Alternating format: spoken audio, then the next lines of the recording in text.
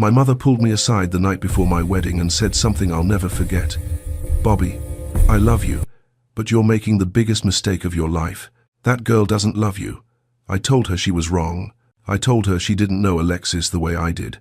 5 years later, my grandfather died and left me an $8.5 million cattle ranch. 3 years after that, my wife filed for divorce and demanded half of it. Turns out, my mother knew exactly who Alexis was. My name is Bobby. I'm 38 years old, and I've spent most of my life on a cattle ranch in rural Texas, about an hour outside of San Antonio. The ranch sits on just over 2,000 acres of rolling grassland, with a main house, 3 barns, several equipment sheds, and more cattle than I can count on any given day. It's not the kind of place you stumble across by accident. You have to know where you're going to find it, and even then, the dirt road leading up to the property can be hard to spot if you're not looking for the old wooden gate with our family name carved into it. My grandfather built that ranch from absolutely nothing back in the early 1952. His name was Robert Hayes, the same first name as mine, and he was the kind of man who didn't believe in excuses or shortcuts. He grew up dirt poor during the Great Depression, the youngest of 6 kids in a family that barely had enough food to go around. When he came back from serving in World War II, he had a few $100s in savings, a beat-up truck, and a dream that most people would have called foolish. He wanted to own land. He tried to raise cattle. He wanted to build something that would last longer than he would. He started with a small plot of land, maybe 40 acres, that he bought for next to nothing because nobody else wanted it. The soil was dry, the grass was sparse, and there wasn't a single structure on the property. He lived in a tent for the first 6 months while he saved up enough money to build a 1-room cabin. He worked odd jobs during the day to pay for supplies and spent his evenings clearing rocks, digging fence posts, and preparing the land for livestock. His first herd was just 12 head of cattle, skinny and cheap, the kind that other ranchers were eager to get rid of. But my grandfather didn't care. He saw potential where others saw problems, and he was willing to work harder than anyone else to prove he was right. Over the next 30 years, he expanded that property piece by piece. Every time a neighboring plot of land went up for sale, he found a way to buy it. He reinvested every dollar the ranch earned back into the operation. He upgraded his cattle breeds, improved his grazing systems, and built better infrastructure. He was stubborn in a way that frustrated my grandmother, but earned the respect of every other rancher in the county. People knew that if Robert Hayes said he was going to do something, it would get done, no matter how long it took or how hard it was. By the time I was born in the mid-1982s, the ranch had grown to over 2,000 acres and was one of the most successful family-owned cattle operations in the region. My grandfather had turned a 40-acre patch of dry land into a legacy that supported 3 generations of our family. I grew up on that land, and it shaped everything about who I became.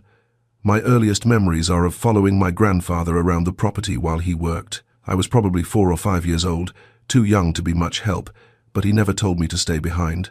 Even at that age, I understood that the ranch was exceptional. It wasn't just a place where we lived. It was the center of everything our family was. As the only child of my parents, I used to hear my grandfather say that the land would be mine someday. I believed him completely.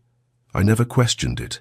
I assumed that my future was already written, that I would spend my life on that ranch just like he had, raising cattle and maintaining the legacy he had built. I never imagined that anyone would try to take it from me. I never thought that someone I loved, someone I trusted, someone I had promised to spend my life with, would look at that land and see dollar signs instead of history. I met Alexis when I was 25 years old. At that point in my life, I was fully committed to the ranch. I worked long days alongside my grandfather, who was stronger than his age would suggest. I didn't go out much, didn't socialize outside of the ranch community, and certainly wasn't looking for a relationship. My grandfather used to joke that I was married to the land, and honestly, I was okay with that. But then one afternoon in late spring, everything changed. My grandfather had been eyeing a neighboring property for months. It was a smaller parcel of land, about 300 acres, that bordered the eastern edge of our ranch. The owner had passed away, and his family was looking to sell. My grandfather thought it would be a wise investment, a way to expand our grazing area and give us more flexibility during the dry season. He asked me to stop by the real estate office in town to pick up some information about the listing. It was a simple errand that I had done dozens of times before. I walked into that office expecting to grab a few papers and leave within 5 minutes. Alexis was sitting behind the front desk when I walked in. She looked both professional and effortless. She looked up when the door chimed, and the moment our eyes met, I completely forgot why I was there. She smiled at me and asked if she could help me with something. I stood there for a few seconds longer than I should have, trying to remember how to form words, before I finally managed to explain that I was there to ask about the property listing. She pulled up the information on her computer and started going through the details with me. She was good at her job, straightforward and knowledgeable. But what I remember most is the way she engaged with me. She didn't just hand me a stack of papers and send me on my way. She asked questions. She wanted to know why we were interested in the property, what kind of operation we ran, and how long my family had been ranching in the area. She seemed genuinely curious, genuinely interested in what I had to say. I found myself talking more than I usually did, telling her about the ranch, about my grandfather, about the plans we had for the future. She listened attentively, nodding and asking follow-up questions, and by the time I left that office, I had not only gotten the information I came for, but also her phone number. I didn't call her right away. I spent the next week thinking about whether or not I should. I had gone out with a few women over the years, but nothing had ever felt severe or worth pursuing. Most of the women I met didn't understand my lifestyle or weren't interested in it. But there was something about Alexis that stuck with me. Eventually, I worked up the nerve to call her, and we made plans to meet for dinner the following weekend. Our first date went better than I expected. We met at a small Mexican restaurant on the edge of town. We talked for hours. She told me about her life, about growing up in a suburb outside of Houston, about moving to our town a few years earlier for a fresh start after a bad breakup. She said she liked the slower pace of small-town life, the sense of community, the idea of putting down roots somewhere that felt more permanent. I talked about the ranch, about what it was like growing up in a family where tradition and legacy were everything. She asked thoughtful questions and seemed genuinely fascinated by the stories I told. By the end of the night, I was already thinking about when I could see her again. We started dating a few weeks later, and at first, everything seemed perfect. Alexis was charming, attentive, and easy to be around. She laughed at my jokes, even the bad ones. She didn't complain when I had to cancel plans because something came up. She said she understood that my work was essential and that she respected my commitment to my family. She would drive out to the ranch on weekends and sit on the porch with me while I worked on paperwork or repaired equipment. She said she loved the quiet, the wide open space, the way the sunset looked from the hills. I believed her. I thought she was different from anyone I had ever met, someone who could understand my life and fit into it without asking me to change who I was. Within a year of meeting her, I was convinced that she was the woman I wanted to spend the rest of my life with.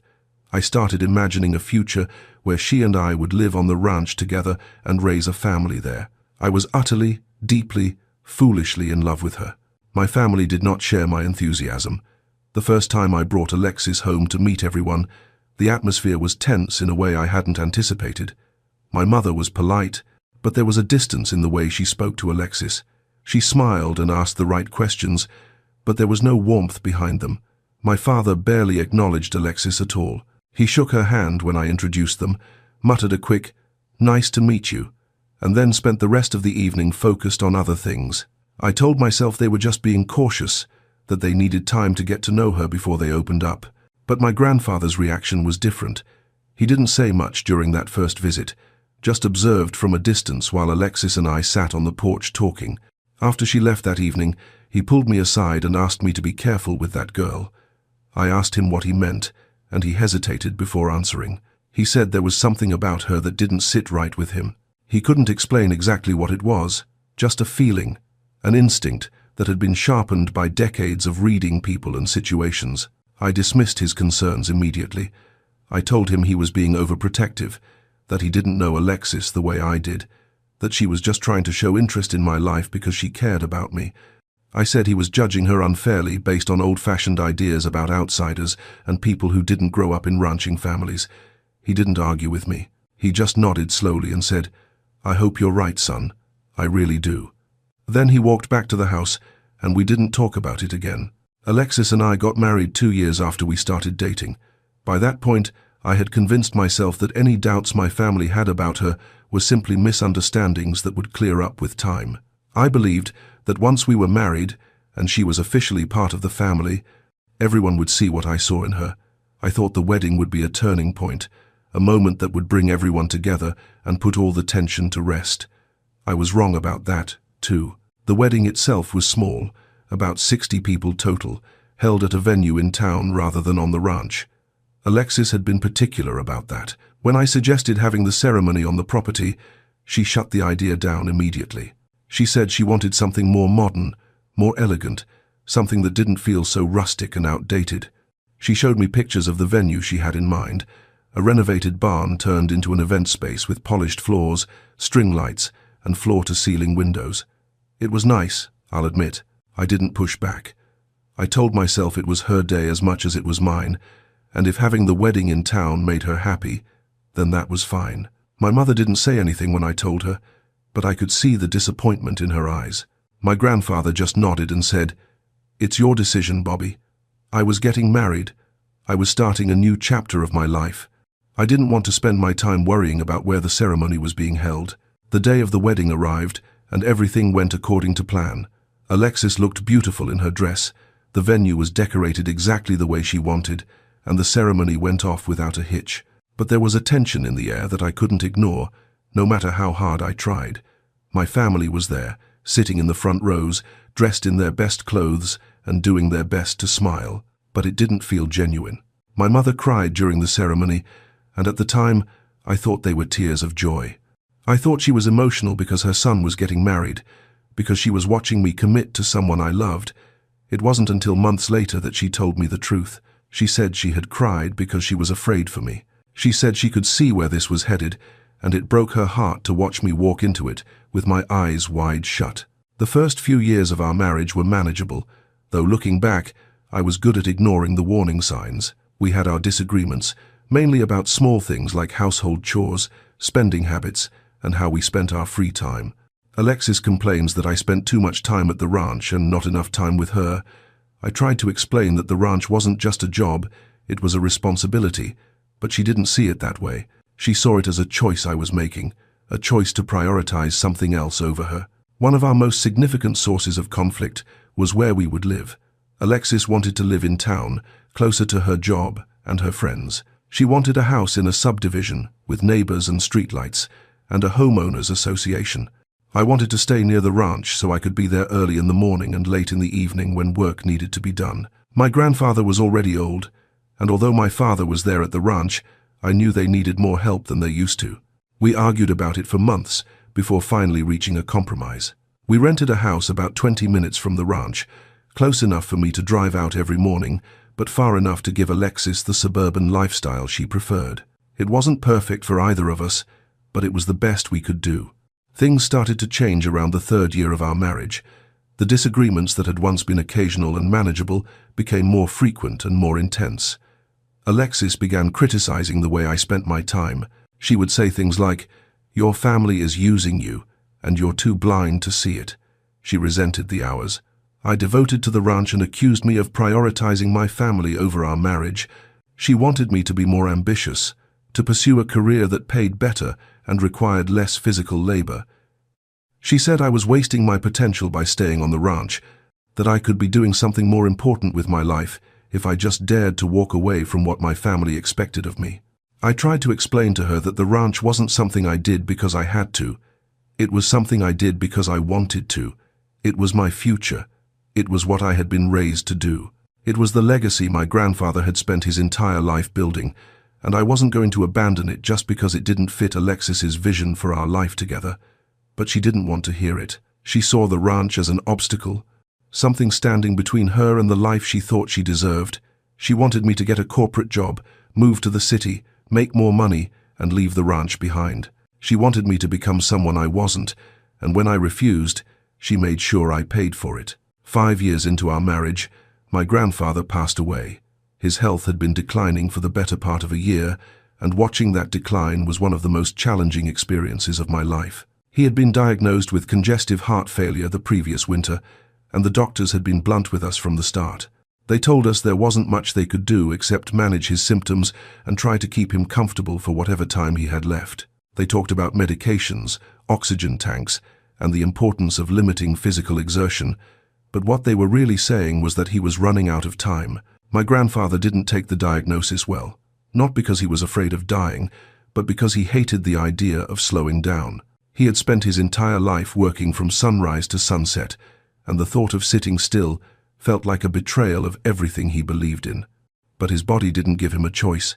He now struggled to walk from the house to the barn. It was hard to watch him become so fragile, and it was even harder to accept that there was nothing any of us could do to stop it. I spent as much time with him as I could during those final months. He would tell me stories I had heard 100 times before, but I listened like it was the first time because I knew I wouldn't have many more chances to listen to them. He told me about the mistakes he made, the cattle he lost because he didn't know what he was doing, the years when the ranch barely made enough money to survive. But he also told me things I had never heard before. He talked about his childhood during the Great Depression, about what it was like to grow up in a family that didn't have enough food to go around. He told me about the war, about the friends he lost, and the things he saw that still haunted him decades later. He talked about the sacrifices he made to build the life our family had. I soaked up every word, committing it all to memory, knowing that I wouldn't have much more time to hear his voice. He died on a Tuesday morning in late October. I had gotten a call from my dad around 6 in the morning, telling me that my grandfather had been rushed to the hospital during the night. His breathing had become labored, and he had lost consciousness. By the time I got to the hospital, the doctor said my grandfather's heart was failing, that there was nothing more they could do. He said we could keep him on the machines, but that it would only delay the inevitable. My dad decided to let him go. He said my grandfather wouldn't have wanted to be kept alive by tubes and wires, that he would have wanted to go with dignity. They removed the ventilator around 9, and I held his hand while he took his last breaths. It was quiet and slow, as if he were just drifting off to sleep. I felt his hand go still in mine, felt the warmth slowly fade from his skin, and I knew he was gone. I sat there for a long time after that, not moving, not speaking, just holding his hand and trying to process the fact that the man who had shaped so much of my life was no longer in the world. Losing him felt like losing a piece of myself. He had been my mentor, my role model, and my closest friend. He was the person I looked up to, more than anyone else, the person whose approval mattered more than anything. And now he was gone. The funeral was held on a Saturday afternoon at a small church just outside of town. The place was packed. Ranchers from all over the county showed up to pay their respects, along with neighbors, old friends, and people my grandfather had done business with over the years. The service was simple, the way he would have wanted it. We buried him in the family cemetery on the ranch, under the same oak tree where his wife, my grandmother, had been buried years earlier. A few weeks after the funeral, my family gathered at the ranch for the reading of his will. My grandfather had been particular about how he wanted his assets distributed. He had worked with an attorney for months, leading up to his death to ensure everything was airtight, with no ambiguities or loopholes that could be exploited. He knew how complicated estate matters could become, especially when family dynamics were involved, and he wanted to make sure there would be no confusion or conflict after he was gone. The attorney, who had been handling my grandfather's legal affairs for over 30 years, read through the will page by page. Most of it was straightforward. There were small bequests to a few cousins and long-time ranch hands, donations to a couple of charities my grandfather had supported, and instructions for how certain personal items should be divided among the family. But the bulk of the estate was apparent. The ranch, along with all the livestock, equipment, vehicles, and liquid assets associated with it, was left entirely to me. The will stated clearly and explicitly that the property was to remain in the family bloodline and was intended as a gift to his grandson alone. It was not to be divided among multiple heirs. It was not to be sold to settle debts or satisfy outside claims. It was not to be claimed by anyone outside the direct family line. My grandfather had worked with Gerald to make sure the language was as precise and legally binding as possible.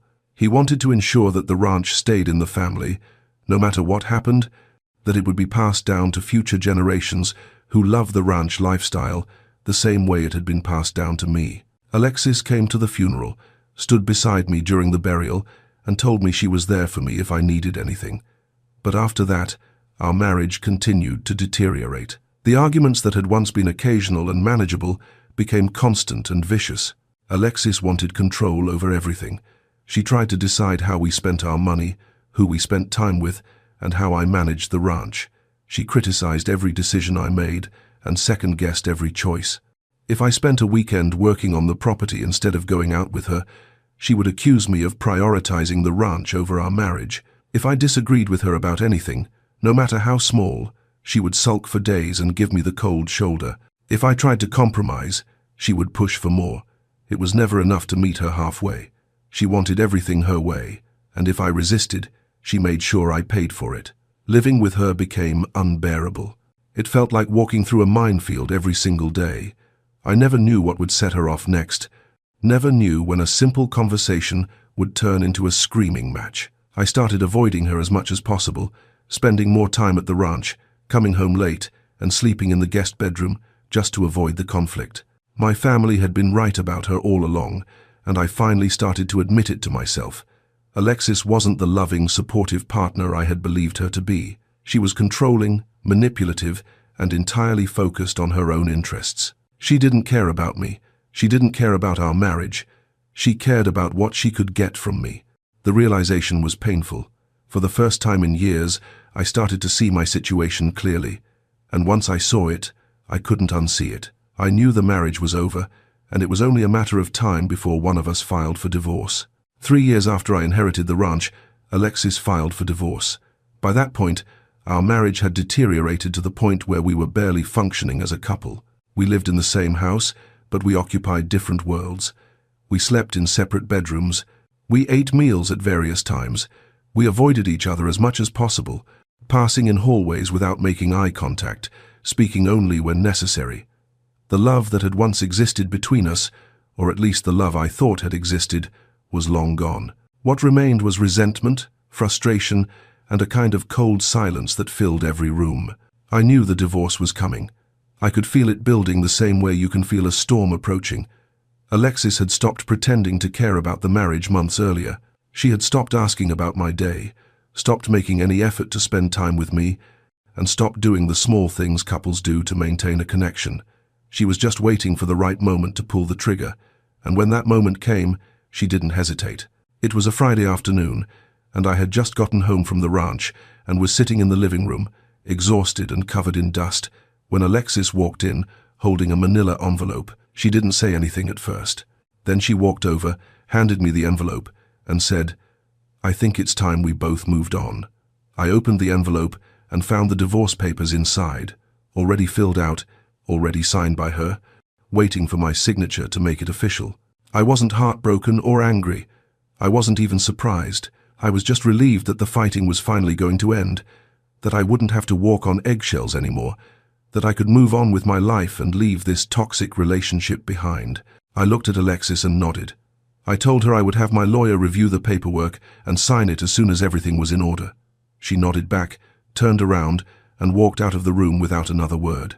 I didn't try to save the marriage.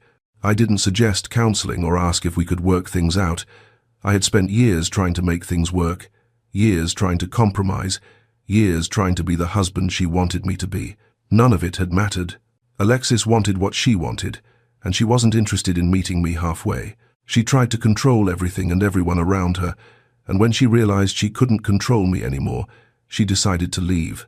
That was fine with me. I was exhausted from years of manipulation and conflict. I just wanted it to be over.